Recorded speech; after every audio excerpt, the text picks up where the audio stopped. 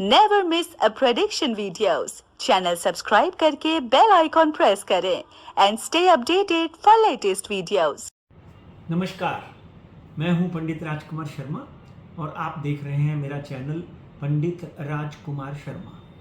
कृपया इसे सब्सक्राइब ज़रूर करें। आज हम बात करेंगे कि पिछले 1.5 से 2 महीनों के अंदर जिस तरह की घटनाएं या दुर्घटनाएं हो रही हैं, इनफैक्ट घटनाएं नहीं, दुर्घटनाएं ही हो रही हैं। आपने देखा भारत पाक का युद्ध हो गया, उसके बाद में किसी भी तरह देख रहे थे कि रशिया और यूक्रेन में सीज फायर होगा, वो भी नहीं हुआ। उसके बाद एक नई मुसीबत, दुनिया में एक नई घबराहट पैदा हो चुकी है कि क्या नया तीसरा विश्व युद्ध होने जा रहा है।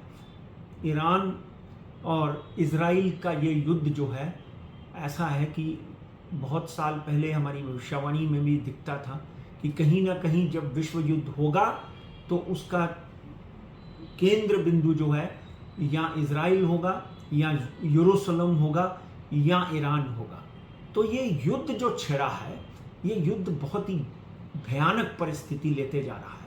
और इसी के साथ में कुछ दिन पहले एक बड़ी दुर्घटना, बड़ी दुर्भाग्यपूर्ण दुर्घटना हो गई कि हमारे देश का एक विमान, एयर इंडिया का एक विमान क्षतिग्रस्त हो गया।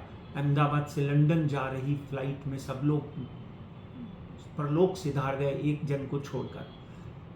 तो कहीं ना कहीं दुर्घटनाएं जो हैं ये जोर पकड़ती जा रही हैं। और कल आपने देखा होगा कि पूना में एक ब्रिज में काफ़ी लोग मर गए, एक ब्रिज कोलैप्स हो गया। तो ये दुर्घटनाओं के कारण क्या है? ये दुर्घटनाओं के कारण है मंगल सूर्य की राशि में और मंगल केतु के साथ में सूर्य की राशि में। मगर आज हम बात करेंगे कि इन सारी दुर्घटनाओं का, यानी ईरान इजराइल जो इस वक्त सबसे बड़ी घबराहट का कारण बना हुआ है, उसका हमारी शेयर मार्केट के ऊपर क्या असर होता है। मित्रों, जब हम भारत की कुंडली देखते हैं तो मिथुन लग्न की कुंडली है और 5वें घर में, यानी कह लो आप 1 2 3 तीसरे घर में इसके जो है ये बना हुआ है। मंगल और केतु का जो युति है सूर्य के घर में बनी हुई है। मगर शनि प्रबल है। आदरणीय नरेंद्र मोदी की कुंडली देखते हैं तो मैं पिछले 2-3 हफ्ते पहले भी जो एक वीडियो बनाई थी उसमें बोला था कि मुझे कहीं भी भारतीय स्टॉक एक्सचेंज गिरती हुई दिखाई नहीं देती, यानी कि ये बहुत बुरी तरह गिर जाएगी। आप देखा होगा आपने कि भारत पाक के युद्ध के दौरान भी हमने एक वीडियो बनाई थी कि ये गिरने के योग नहीं है। आज हम देखें तो साइप्रस में जा रहे प्रधानमंत्री को $100 बिलियन का प्रॉमिस किया जा रहा है इन्वेस्टमेंट का। तो कहीं ना कहीं वातावरण जो है भारत के लिए, भारत की अर्थनीति के लिए, भारत की शेयर मार्केट के लिए पॉजिटिव बना हुआ है। और इसी का कारण है कि पूरा विश्व जो है भारत के ऊपर बुरी नजर गाड़ कर बैठा हुआ है। चौथी सबसे बड़ी इकोनॉमी भारत जो है, आज अगर हम बात करें तो बॉम्बे स्टॉक एक्सचेंज की बात करें तो 81,000 समवेयर 81,660 के करीब बॉम्बे स्टॉक एक्सचेंज जो है वो बंद हुआ। 677 यानी 700 पॉइंट बॉम्बे स्टॉक एक्सचेंज ऊपर बंद हुआ। मैं इसको 82,000 83,000 के करीब वापस देख रहा हूँ। निफ्टी 50 की बात करें तो निफ्टी 50 वापस 25,000 का आंकड़ा छू गया। ये 25,500 फिर हो सकता है।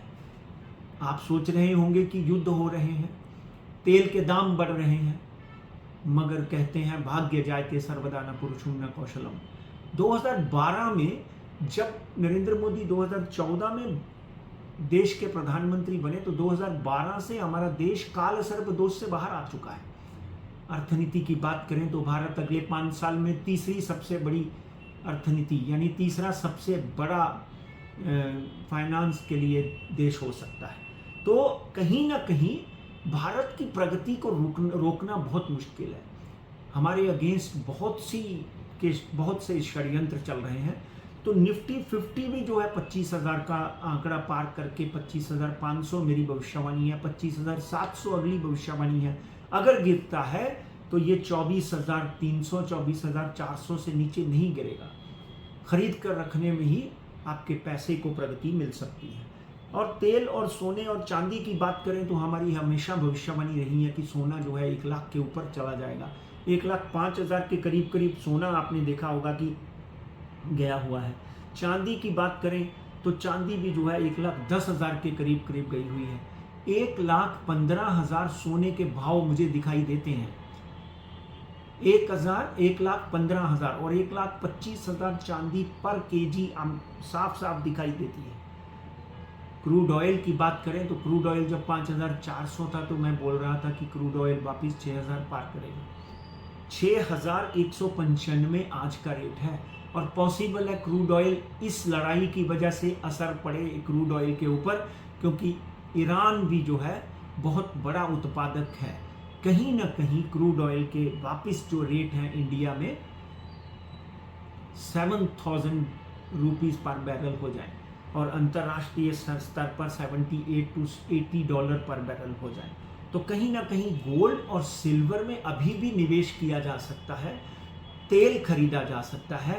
भारत की इकोनॉमी मजबूत होती हुई दिखाई देती है। और एक बात यहाँ पे मैं कहना चाहता हूँ पूरे विश्व को, इस विश्व को आदरणीय नरेंद्र मोदी चक्रवर्ती सम्राट मिले हुए हैं, जिसकी वजह से भारत जो है वो प्रगति के पथ पर आगे बढ़ता रहेगा।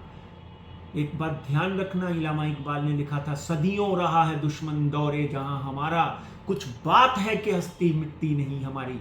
हमारे ऊपर मुगलों ने राज किया, हमारे ऊपर ब्रिटिशर्स ने राज किया, कितने सैकड़ों साल इन लोगों ने राज करने के बावजूद भी सनातन मरा नहीं।